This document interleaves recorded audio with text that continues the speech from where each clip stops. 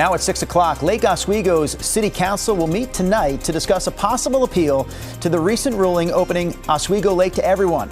How you can make your voice heard. And a faculty strike at the University of Oregon is averted, at least for now, that is.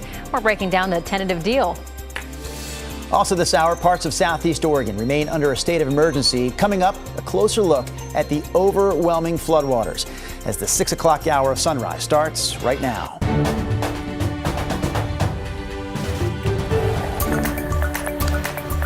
Good morning, and thank you for joining us on your Monday. I'm China Green. And I'm Drew Carney. Are you ready to wrap up March? Oh, I thought you were going to say rock and roll. But yeah, we can wrap up March. Wrapping up, rocking and rolling. Chris and Rod on board as well. So, Rod, let's talk about that last day of March forecast. Yeah, temperatures in the mid-50s. Not unusual. Technically, if you want, you can consider it slightly cool for this time of the year.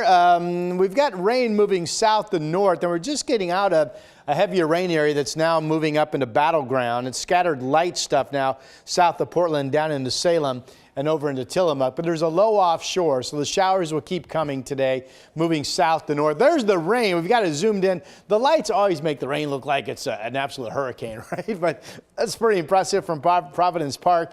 42 degrees here in the downtown area, 46 out at PDX. We'll be 52 at noon, 55 at 5 o'clock. There is the ongoing threat, not only showers, but heavier showers. It could produce hail and thunder and lightning. Here's Chris. Rod, it's been relatively continuous rain out there this morning, so a soggy early morning commute. Photojournalist Eric Patterson backing us up on that. He's driving on Interstate 84 here to the Banfield westbound out near or coming into the Hollywood district. You can see he's got the windshield wipers going there at a pretty steady clip. Highway 26 out near 217.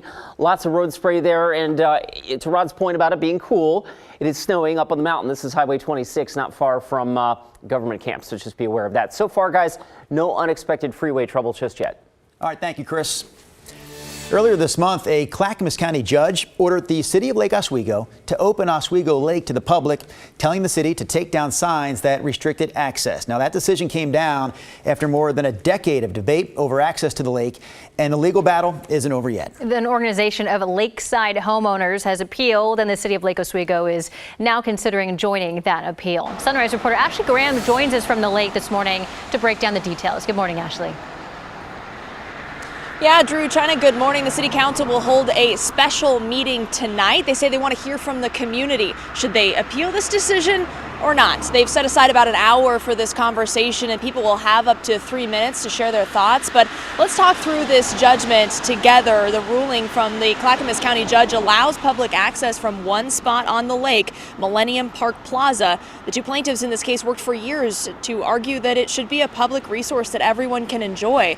The Lake Oswego Corporation, who fought their efforts and is collectively owned by lakeside property owners, called the judgment oversimplified and said to KGW in a statement that it does not give the city adequate time or direction to create safe and compliant access, adding that the order creates a serious risk of future litigation on lake access issues that should have been resolved by this case. The city of Lake Oswego does provide some background on the legal battle in their agenda for tonight, which you can read online. It says this case is reshaping how Oswego Lake is managed and who has a say in its use. Again, this special meeting is available online on the city's website, as well as it should be on YouTube. They're also discussing another resolution. That resolution focuses on implementing safety measures at the only public access point. So if you have thoughts on that, you can share those as well. Again, this starts at 6 tonight. Guys. All right, Ashley Graham's reporting live for us there this morning in Lake Oswego.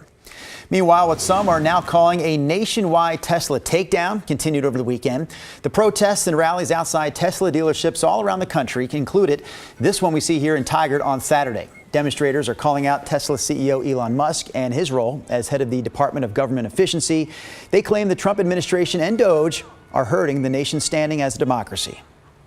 All these people are really, really angry. And some of these people, they're not all liberal Democrats. We have people who are middle of the road here who just feel that, personally the economy's hurting them, the world is hurt, our relations with other countries are hurt, and the number one priority seems to be slash and burn, rather than what do people need to thrive and survive. The organizer of this local demonstration, who we just heard from there, also told us that they plan to rally every week until they see changes in Washington, D.C. And we also saw a similar scene at the Salem Tesla store. Demonstrators there say that there was a smaller group of counter-protesters as well. Salem police tell us there are about 100 people total, with everyone participating peacefully. Salem residents, mostly in the west part of the city, may notice a slight change in their water quality. The city is testing a pipe connection between the drinking water systems of Salem and Kaiser. Kaiser drinking water will be pumped into Salem's system to see if this connection can be used to supplement Salem's water supply. The testing actually started on Friday and will continue through today. The University of Oregon and the union representing its striking faculty have reached a tentative agreement, avoiding a strike that was set to begin today. The agreement includes a 4.5% raise across the board upon ratification. It also raises salary floors, including a new $52,000 minimum for career instructors. The strike is now paused pending the union's ratification vote. We still don't know when that vote will be. OHSU says it's reached a new deal with United Healthcare to keep roughly 74,000 of its insured patients in network. The old deal was set to expire today. Both sides negotiated here for months. The multi-year agreement also covers patients at Adventist Health Portland and Hillsborough Medical Center and is effective immediately. A bill that would put panic alarms in schools across Oregon is one step closer to becoming law. It's called Alyssa's Law, after Alyssa Alhadeff, a Florida teen who was shot and killed at Marjorie Stoneman Douglas High School in 2018. If passed, Oregon schools would get grants to buy wearable panic alarms or a phone app allowing staff to notify each other and police in an emergency. We spoke to Alyssa's mom, who's been working to get schools across the country to adopt the law. It could be breathing emergency, so a student having cardiac arrest, we can get an AED to the student faster. And the faster we can get that medical attention, the more lives will be saved. The bill passed the House unanimously and now heads to the Senate. Washington state lawmakers have already approved their own version of Alyssa's Law. Seaside fire and rescue crews want beach visitors to be extra careful after a young girl was pulled out into the sea over the weekend. First responders were called just after 6 o'clock Saturday night after witnesses reported seeing the child pulled into the ocean. They found her about 30 minutes later, 10 blocks north of where that initial call came in. She was taken to the hospital and we're told she's expected to be okay. But again, crews are saying that everyone who visits the beach should be aware of rip currents as we wrap up the month of March and head into April. We were at the beach, it's been several weeks ago, but we witnessed people rushing to their cars because where they up at Gearhart, you can park on the beach. Right, sure. And they had parked too close, and the water was getting up into where their tires were, and they were scrambling to get the cars back. That's time to go. I tell you what, don't ever turn your back to the beach and assume that water has the potential to come in a lot farther than what it is when you initially get there, right?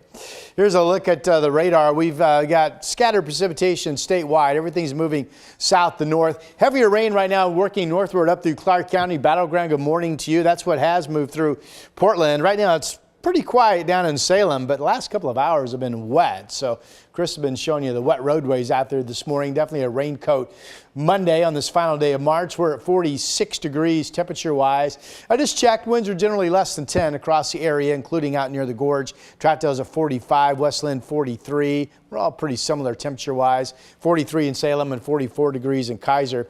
Here's the weather map for today. Scattered precip statewide, and with a big low offshore and a south wind flow, unstable conditions expected to continue. That means be on guard for some stormy looking skies at times, heavy downpours passing, maybe some rumbles of thunder. We had lightning detected last night in parts of western Oregon, and could be some hail as well. 40s in Baker City, John Day, Burns, and LeGrand, but much of our state will be closer to 50 or better. Here's the 7-day. Tomorrow, scattered showers could be heavy in the afternoon, but the bigger story tomorrow is this much dry time and that much wet time. So much drier, quieter day overall. Wednesday, it's scattered light showers for the most part.